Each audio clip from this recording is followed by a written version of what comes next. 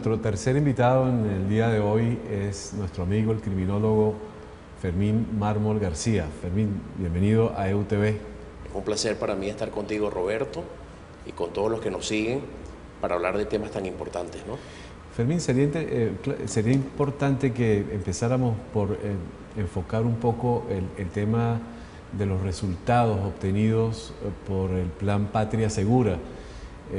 Sabemos que ha habido problemas graves, serios, por la salida a la calle de elementos de la Guardia Nacional que supuestamente tendrían que estar debidamente entrenados en tareas de orden público y que sin embargo han caído incluso en hechos de homicidios.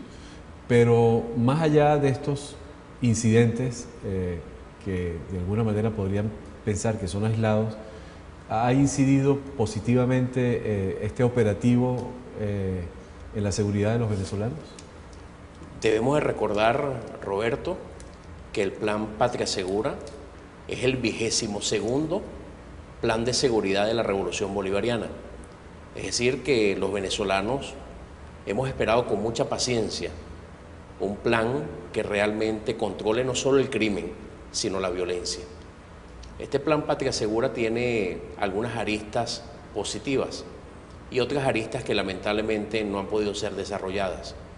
Sobre el tema específico de la participación de miembros de la Fuerza Armada en una responsabilidad preventiva, pudiéramos decir que teóricamente es aceptable a corto plazo. ¿Por qué, Roberto? El déficit de policías uniformados que deben de cuidarnos en calles, avenidas, plazas y parques, las 24 horas al día, los 365 días al año, el déficit es del 100% en Venezuela. Cuando usted tiene un déficit del 100% de policías uniformados, usted debe comprender que tiene que agotar por lo menos 18 meses a 24 meses para poder mermar ese déficit. Y el único contingente disciplinado, jerarquizado, uniformado y con competencias parecidas a la labor del policía preventivo es la Guardia Nacional. Por lo tanto, era lógico, desde el punto de vista criminológico, tomar ese contingente para coadyuvar en el patrullaje. Hay hechos desafortunados, ciertamente, muchachos que están enfrentando juicios de 30 años de cárcel, no puede decirse lo menos cuando son homicidios calificados y que perdieron su carrera y su juventud.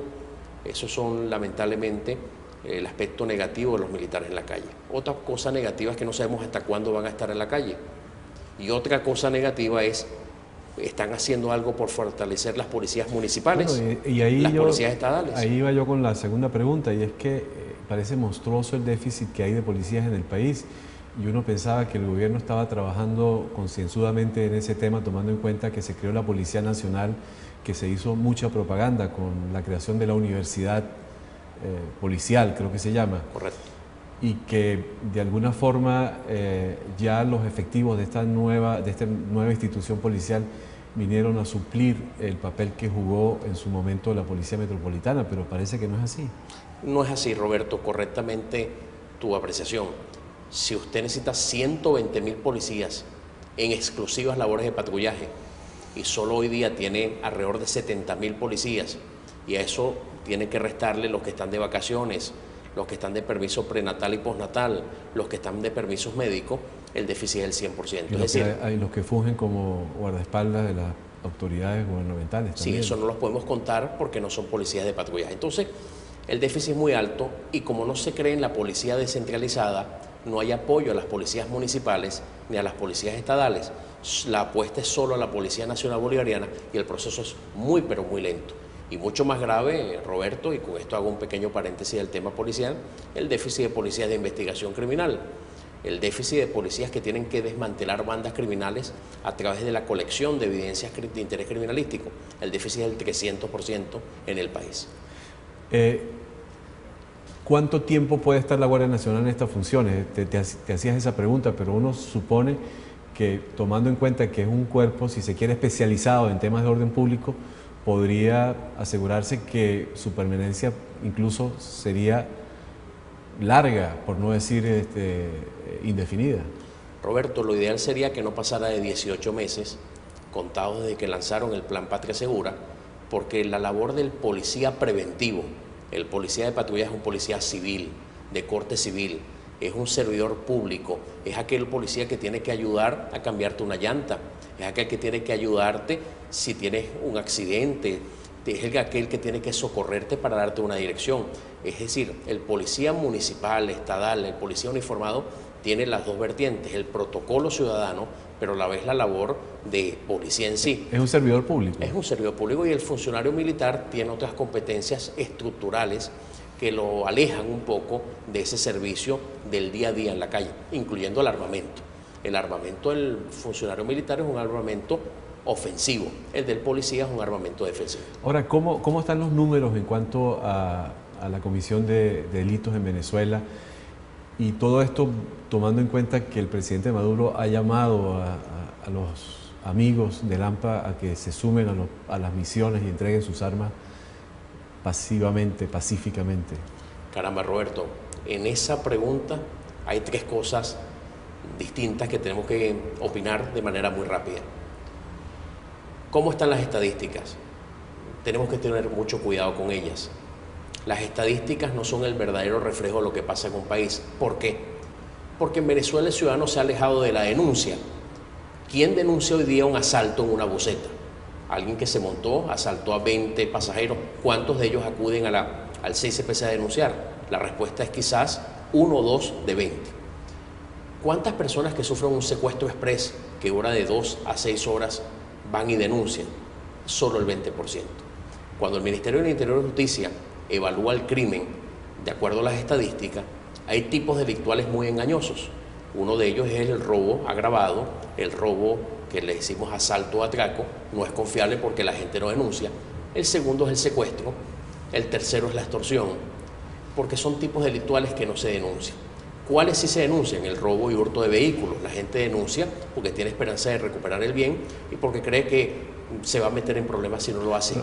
Hay unos que no se denuncian, pero que se verifican, que son los homicidios. El homicidio no hace falta denuncia porque es una averiguación muerte de oficio. Entonces, cuando agarran el todo delictivo y dicen que ha disminuido el 15%, es un gran error, porque hay tipos delictuales que no se están denunciando. Cuando se dice que el secuestro llegó a 0 en el país, es un gran error, la gente no está denunciando. Es decir, que ellos deberían de concentrarse con el tema del robo y hurto de vehículos y el homicidio como tipos delictuales confiables estadísticamente. Si los tomamos a ellos dos, debemos decir que la disminución está cercana al 6% desde que empezó el año 2013 en comparación con el mismo periodo del año 2012. O sea, hay mejoría entonces. Claro, tenemos que apostar a que el trimestre más grave de todo año, que es octubre, noviembre y diciembre, el último trimestre, no tenga una operación rebote. Porque el gran problema de los planes de seguridad, que si solo se concentran en policías y militares en la calle, es que el delincuente le coge el ritmo a las carpas, a las alcabalas móviles y muta fácilmente y viene una operación rebote en las estadísticas. Es bueno agregarle otras aristas. Ejemplo, las unidades de búsqueda. Ahí él tiene que hacer un énfasis muy fuerte el Ministerio de Interior y Justicia. Las unidades de búsqueda son una realidad en Venezuela por Gaceta Oficial. Es una novedad de un trabajo del CICPC y SEBIN con responsables por estado nombrados en Gaceta. Aproximadamente 500 personas de alta peligrosidad solicitadas por los tribunales ya han sido detenidas. Eso hay que aplaudirlo, pero hay que profundizarlo. Se piensa que en Venezuela hay alrededor de 7.000 personas solicitadas por los tribunales, de las cuales no menos de 1.500 son por delitos violentos. ¿Qué hay de cierto y si eso se ha convertido en un fenómeno masivo en el hecho de que se han denunciado que la Guardia Nacional extorsiona y atraca a los ciudadanos desde las alcabalas móviles que se instalan en diferentes partes de las ciudades? Bueno, eso está inserto en el lugar en que se encuentra Venezuela de acuerdo a la corrupción de sus funcionarios. Debemos decir en tu programa que Venezuela ocupa la 8ª casilla de los países más corruptos de todo el planeta. Venezuela está dentro de los 10 países menos transparentes de todo el globo terráqueo. Y cuando estamos en ese sitial de deshonor, que nunca estuvimos en el siglo XX, valga decirlo, es lógico pensar que policías y militares en sus funciones tienen una actitud contraria a la ley, extorsionan, colocan a los ciudadanos en situaciones muy incómodas, en puertos, en aeropuertos, en carreteras, en avenidas, y por cualquier cosa, una minoría de los policías y militares, que se calcula en un 20%, le es muy fácil extorsionar al ciudadano venezolano. El presidente Maduro insiste en que existe o que existía y que se develó un intento de asesinarlo, o sea, un intento de magnicidio. ¿Es posible verificar la certeza de esta denuncia que uno no tendría por qué poner en duda proviniendo del mismo jefe de Estado la denuncia? Es bueno que se sepa que en la Revolución Bolivariana se han registrado 4 intentos de magnicidio contra el fallecido presidente Hugo Chávez Frías y un intento de magnicidio contra el presidente Nicolás Maduro. En este caso hay detenidos, Roberto. Lo que nos preguntamos es, ¿esta es la única policía del mundo donde las personas detenidas con elementos de comisión procesal no confiesan? ¿Por qué nunca escuchamos que un rector de la seguridad le anuncie al país, señores, tenemos unos detenidos confesos? Aquí nadie confesa los delitos. El porcentaje de confesión en los países desarrollados y en otros países del hemisferio es muy alta. Se calcula que el 35% de los detenidos con pruebas confiesan sus hechos. Estas personas no están confesas. Ahora, ¿esta es la primera vez que el presidente Maduro denuncia un intento en su contra?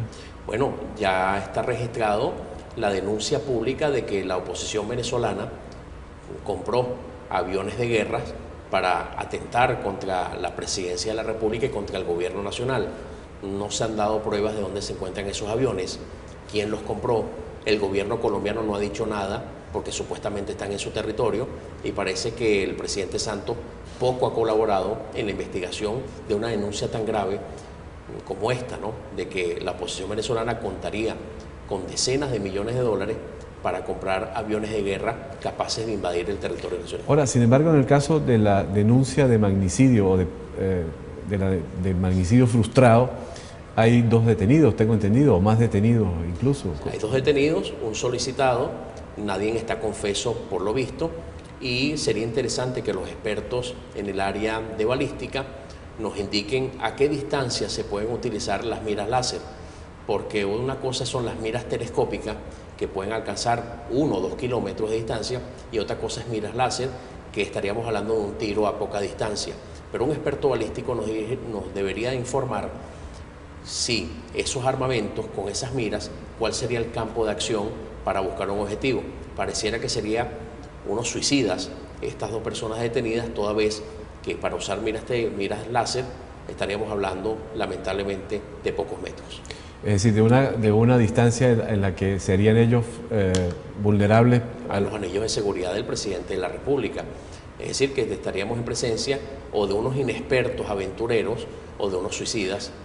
Ahora, tú me decías que había habido en estos 14 años ¿cuántas denuncias sobre presuntos intentos de magnicidio? 4 con el presidente Chávez y 1 con el presidente Nicolás. O sea, Nicolás 5 presuntos intentos. ¿Cuántos detenidos ha habido y cuántos han llegado a los tribunales? Bueno, solo ha habido 2 detenidos que se le ha presentado a la opinión pública, que es en cuanto al presidente Nicolás Maduro, y lamentablemente en ningún caso ha llegado a un acto conclusivo del Ministerio Público de acusación. Todos han sido archivados o sobreseídos en el siglo XXI. ¿Qué implica eso? ¿Qué significa eso? Que no pudo la Policía de Investigación Criminal, la Policía Política y el Ministerio Público no pudieron acompañar las denuncias del presidente Chávez, no pudieron acompañarlas con elementos de comisión procesal para convencer a un juez a admitir una acusación. Ahora, creo que en este caso el ministro de Relaciones Interiores anunció un viaje a Colombia para informar y a su vez informarse sobre el caso. Sí, estimo que nuestro rector de la seguridad, el mayor general Rodríguez Torre, que es conocedor de esta materia, porque duró mucho tiempo al frente de la Policía Política, va a viajar con 2 objetivos: tratar de pesquisar muy bien quiénes están detrás de este intento de magnicidio con el presidente Nicolás Maduro, como también averiguar dónde se encuentran los aviones que son capaces de venir a derrocar el gobierno del presidente Nicolás Maduro. Finalmente, Fermín, si pudieras explicarnos en qué consiste el anuncio sobre una reforma del CICPC y qué implicaciones podría tener eso. La Policía Científica en Venezuela, el CICPC, es una pieza fundamental en las políticas públicas contra el crimen. Es una institución que le corresponde recibir la denuncia ciudadana. a la vez sustanciar un expediente tendente a disminuir la impunidad, a capturar a los depredadores de delitos en Venezuela y lograr un clima de paz y sosiego en la ciudadanía. Esta institución, repetimos, tiene un déficit del 300% en número de hombres y mujeres y un déficit tecnológico abismal, Roberto. Por lo tanto, esta reestructuración, si es bien llevada, traerá como consecuencia resultados positivos contra el delito. Pero debemos anunciar, Roberto, que es la tercera reestructuración del CICPC dentro de la revolución.